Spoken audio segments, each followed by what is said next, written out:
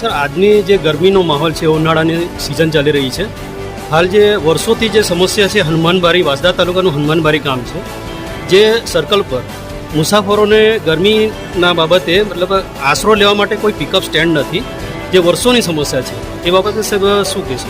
જી જી આ એકદમ સરસ તમે પ્રશ્ન પૂછ્યો છે. આના માટે સૌથી પહેલાં હું ચિંતિત હતો કે સૌથી પહેલાં કામ મારા એન્ટ્રી ફંડમાંથી ખાલી હનુમાનબારી વાંસદામાં જ નહીં પણ પૂરી વલસાડ ડાંગ લોકસભામાં આવા પિકઅપ સ્ટેન્ડ અને બસ સ્ટેન્ડ બને એના માટે મેં જોગવાઈ કરી છે. દરેક ગામે ગામ બનશે એના માટે જોગવાઈ કરી છે અને હનુમાનબારીમાં પણ બનશે એના માટે વહીવટી મંજૂરી પણ આવી ગઈ છે અને આવનાર અમુક મહિનામાં જ આ પણ ચાલુ થઈ જશે. એની સાથે જ અમારા જિલ્લા પંચાયત ગ્રામ્ય પંચાયતે પણ અહીંયા જોગવાઈ કરી છે એટલે ત્યાં પિકઅપ સ્ટેન્ડ બનશે એટલે આપણા કોઈ પણ લોકો એમને આ જે ગરમીનો જે હમણાં અસહ્ય પૂરો તાપ પડી રહ્યો છે એ ના સહન કરવો પડે એના માટે અમારે રાજ્ય સરકાર અને કેન્દ્ર સરકાર પૂરી રીતે કટિબદ્ધ છે.